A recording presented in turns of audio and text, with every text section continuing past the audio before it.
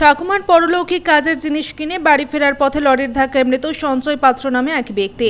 ঘটনাটি ঘটেছে কালনা ২ নম্বর ব্লক নসিপুরের কাছে। পরিবার সূত্রে জানা যায়, সঞ্জয় পাত্রের বাড়ি পূর্ব সাতগেছিয়ার বন্দেবাজ এলাকায়। কাজের সূত্রে বাইরে থাকেন সঞ্জয় বাবু। ঠাকুমার মৃত্যু সংবাদ পেয়ে বাড়িতে আসেন। বাইকে করে পরলৌকিক ক্রিয়ার জিনিসপত্র কেনার পথেই দুর্ঘটনাটি ঘটে। তবে লরিটি পলাতক। কালনা হাসপাতালে মৃতদেহের ময়নাতদন্ত হয়। পরিবারে নেমেছে শোকের ছায়া। আমরা এসে দেখছি ডেড বডি হয়ে গেছে। ওখানে এসে দেখছি গাড়ি পড়ে আছে, পুলিশ আছে, পুলিশে গাড়ি মোটর ভ্যানে করে তুলে থানায় নিয়ে গেল। আমরা এই পর্যন্ত দেখেছি লরিতে মেরেছে ধাক্কা।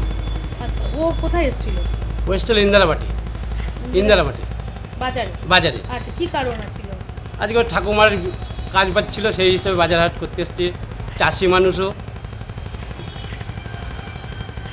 লরিতে ধাক্কা মেরেছে। লরিতে কোন এলাকার এটা হয়েছে?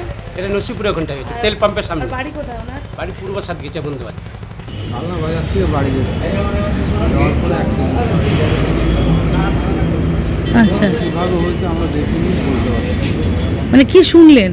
পাবলিকের মুখেই বা কি শুনলেন? আমরা বাড়িতে ছিলাম, শুনতে পেলাম যে অ্যাক্সিডেন্ট হয়েছে।